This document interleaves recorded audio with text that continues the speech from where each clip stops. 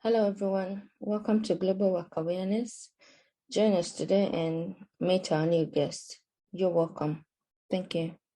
Do you want to introduce yourself and tell us what you do, please? Okay. So my name is Sam West. I'm a jack of many things. My main job is motivational speaking, but I'm also an entrepreneur. I also run a radio station called Hero FM. I'm the CEO and the founder. And I used to do comedy and talent management. But right now, my main focus and my main goal at the moment is to motivate as many people as we can. How long have you been a motivational speaker? I started speaking 8 years ago, but I got more serious about it 3 years ago. I've been speaking in different places. I've traveled around the world as well.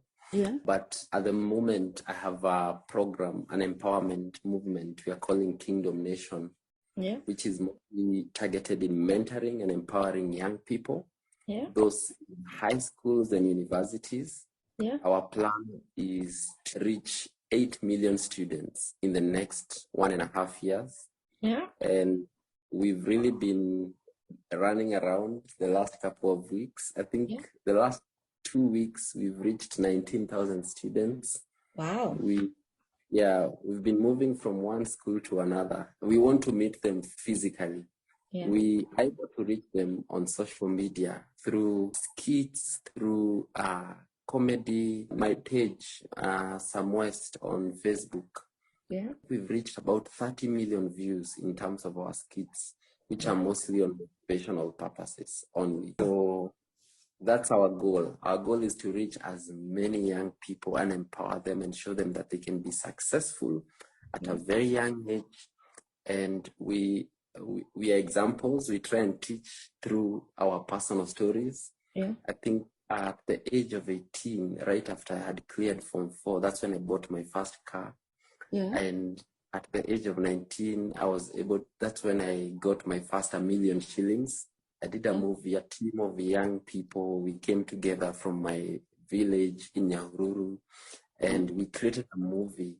And I noticed I had a gift in that. And we sold it to Mnet, DSTV. And that's how I got my first 1 million shillings. And at the age of 22, that's when I became the youngest media owner in Kenya. I was running a radio station called Hero Radio. And by the age of 25, I had traveled to all the continents in the world. I've been to Australia, I've been to Asia, I've been to Europe, I've been to the US, mostly speaking. So how old are you now? Right now I'm 35.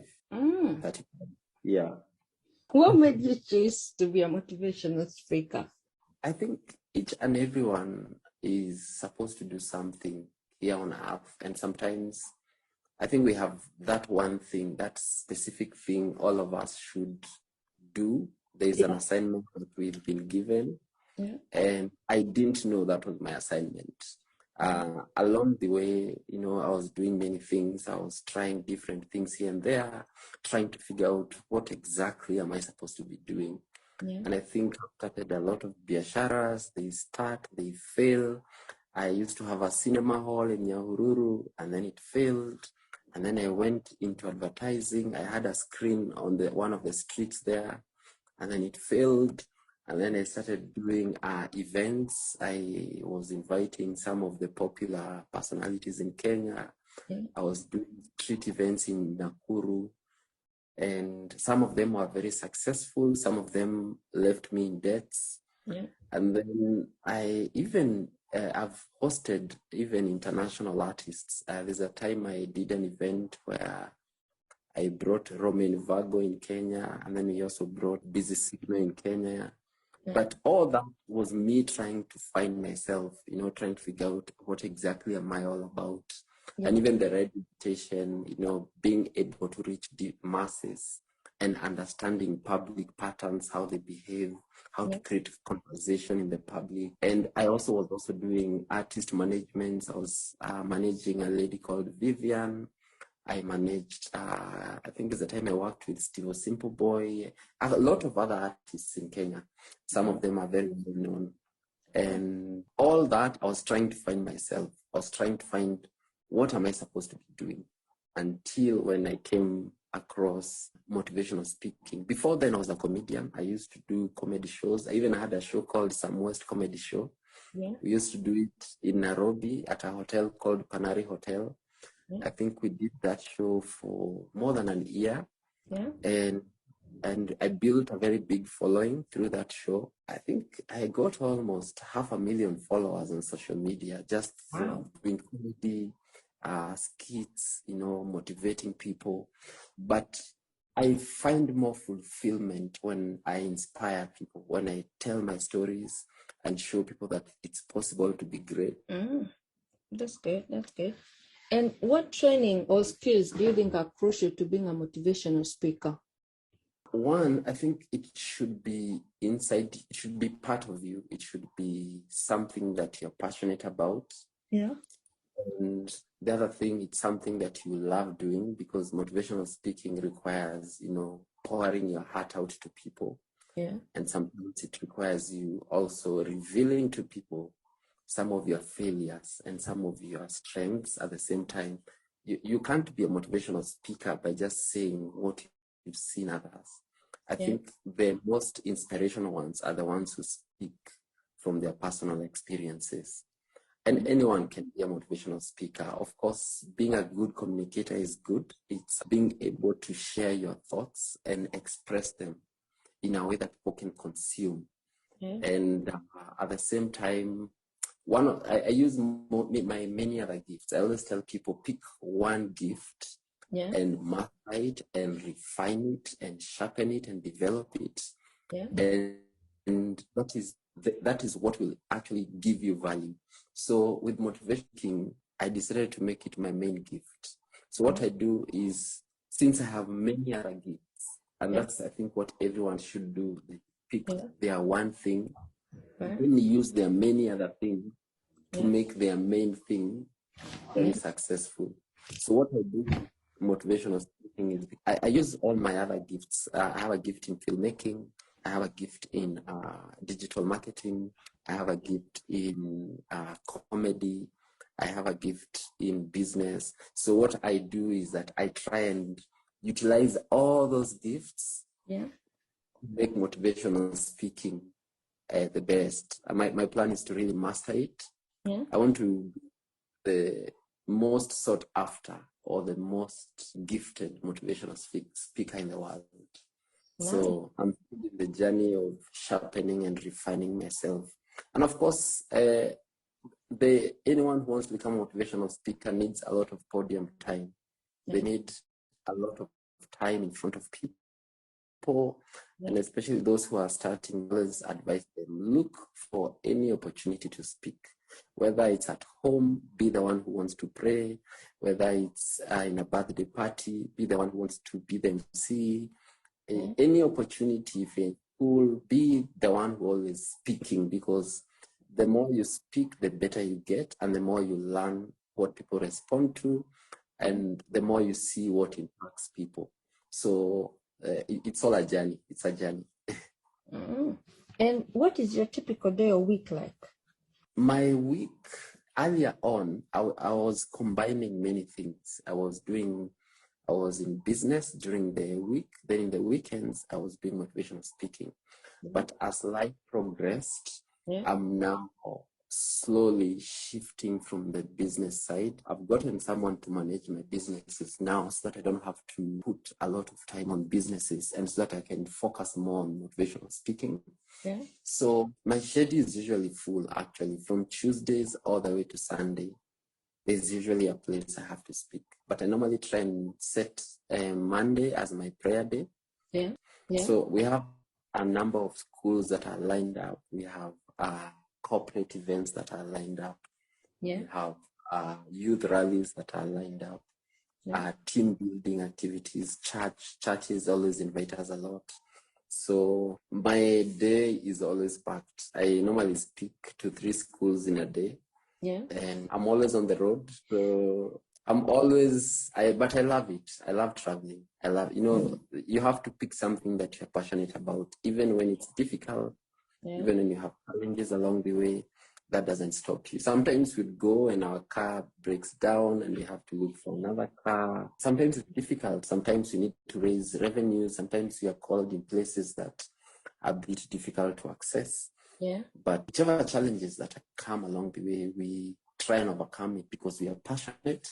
And to me, actually, it's more of a calling. It's something that I would do anything to ensure that it actually works. It's not about the money, it's about the impact. I know I'm successful when I fulfill my purpose, which is the impact. The more people I reach, when I look at young people and I see that I've really impacted, I've inspired someone who felt like there's nothing left for their life, and I see them, enthusiastic and happy and motivated, and people who had given up on their dreams, and it's like we recharge and refire them again, and people who had actually lost hope, and now that requires, we have to speak based on the different audiences. There are audiences that just need that extra push.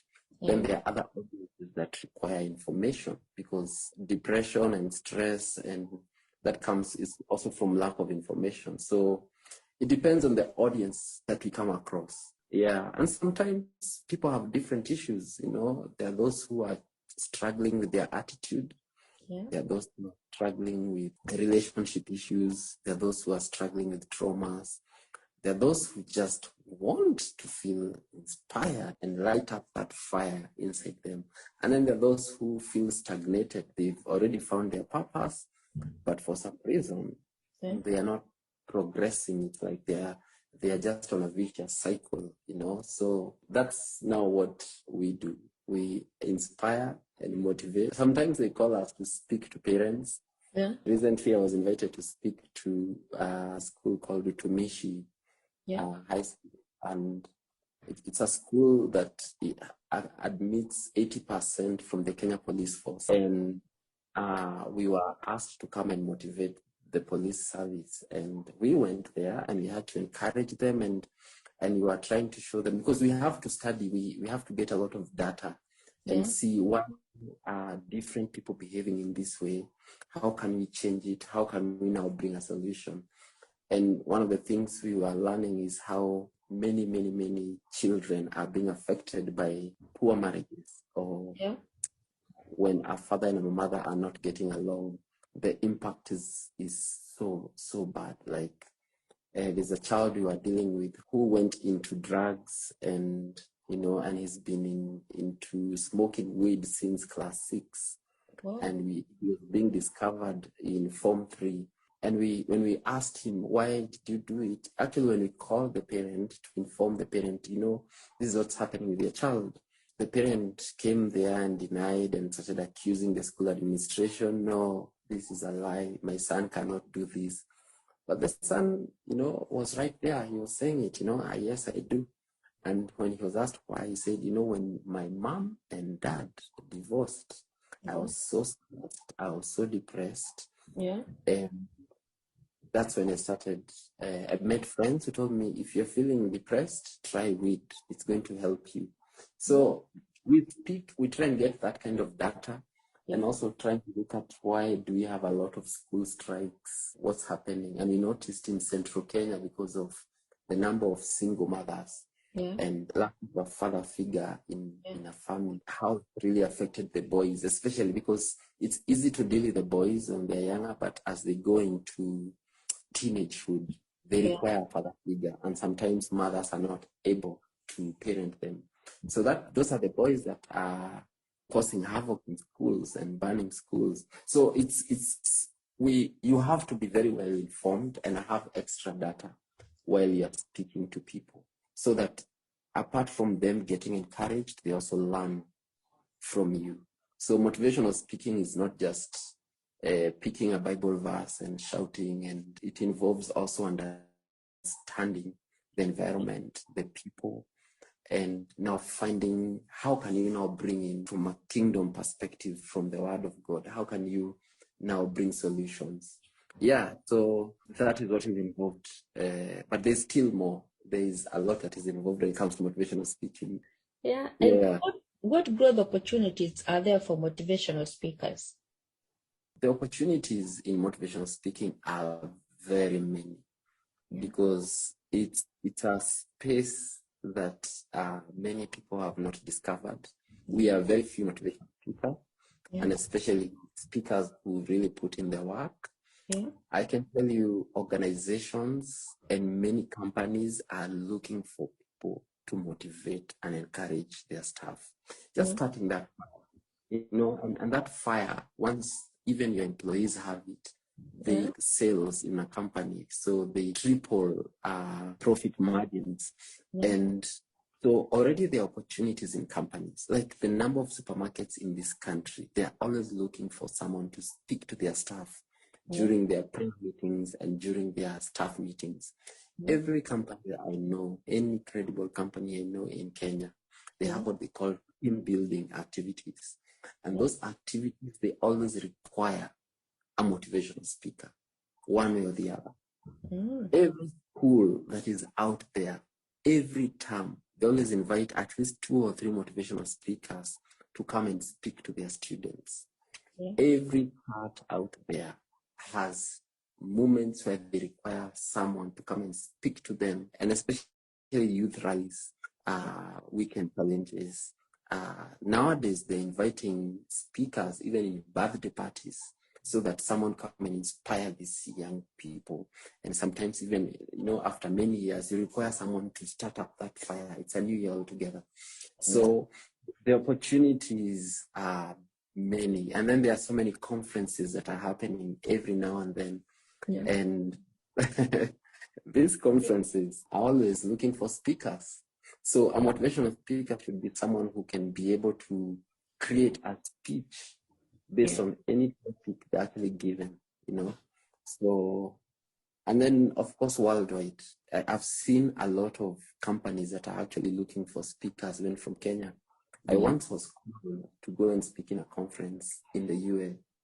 They looked around the world, 9 billion people, and they settled on some here in Kenya.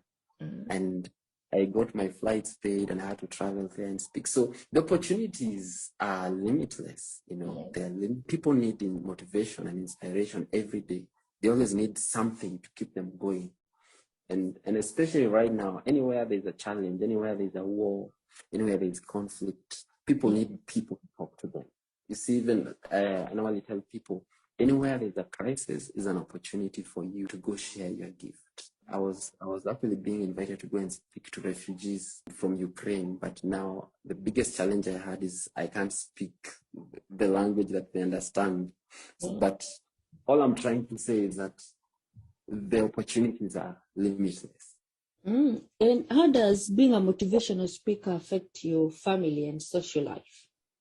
Apart from the traveling aspect, that is usually what takes away most of your time, and you're not able to spend with your family.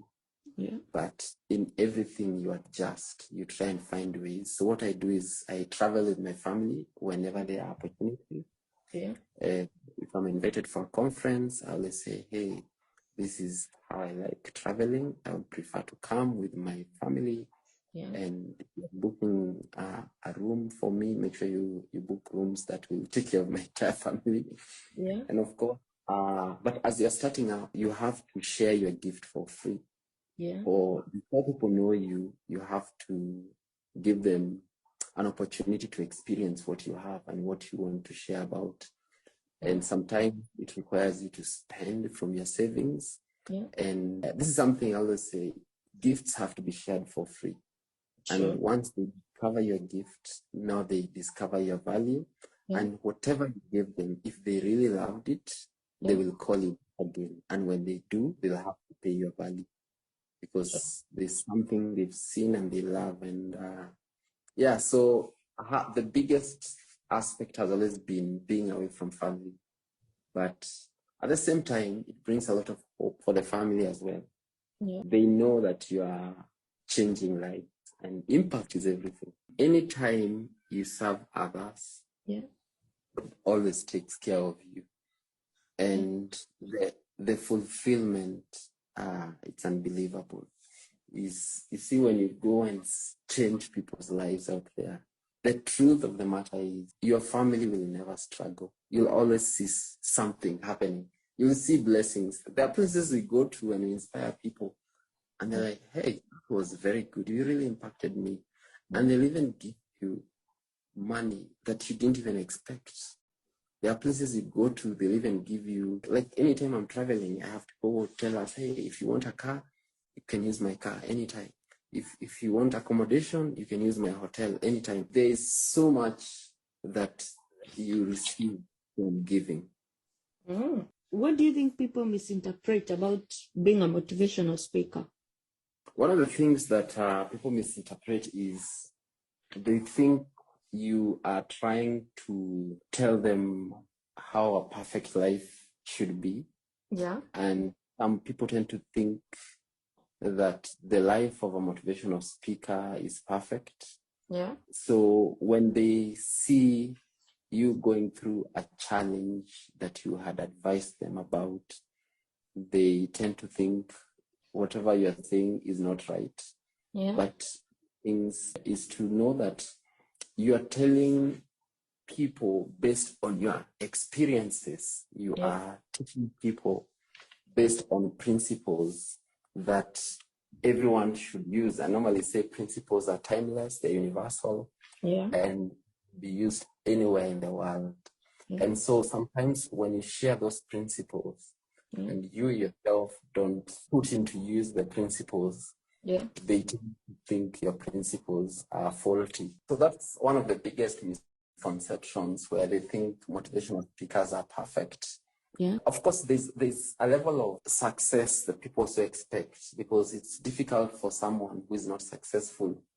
Yeah. You have to teach what you've experienced. You know, you have to, if you're teaching, if you're drinking water, you can't be drinking wine. You know, you have to teach what you've experienced in your life. So that's what I try. There are areas in my life that I don't talk about. Yeah. Because I'm still working on the area and master it. So there are areas in my life that I'm like, you know, when I master this, I'm talking about it. So those are some of the challenges that motivational speakers face, and misconceptions they face all the time. And as we wind up, what advice would you give anybody who wants to join your field of work? I would say the first thing is, let it be your purpose. Don't do it because there's something you're looking for, fame, you're looking for recognition, or because you've seen other people doing it. Yeah. It should be your purpose. It should be the reason why you exist here on earth.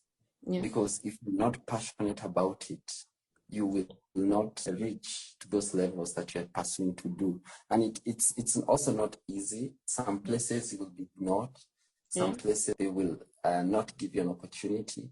But when you're passionate about it, no one can stop you. Motivational speaking is not for people who are looking for money. If you're here because you're looking for the money, money runs away from you.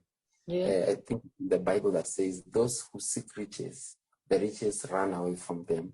So motivational speaking, you should only do it if you love it and you're passionate about it.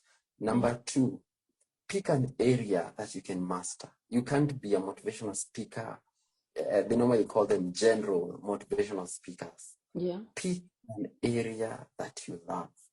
And the right people will come looking at you. There are those people who are motivational speakers when it comes to relationships and families. There are those who are good when it comes to success. There are those who are good when it comes to dreams. There are those who are good when it comes to spiritual issues. Pick an area and master it. You can't be a motivational speaker that speaks about everything in the world. There has to be a level of specialization and mastery. When you master something, you become a professional in that area. And when you build value. And when you build value, it attracts resources.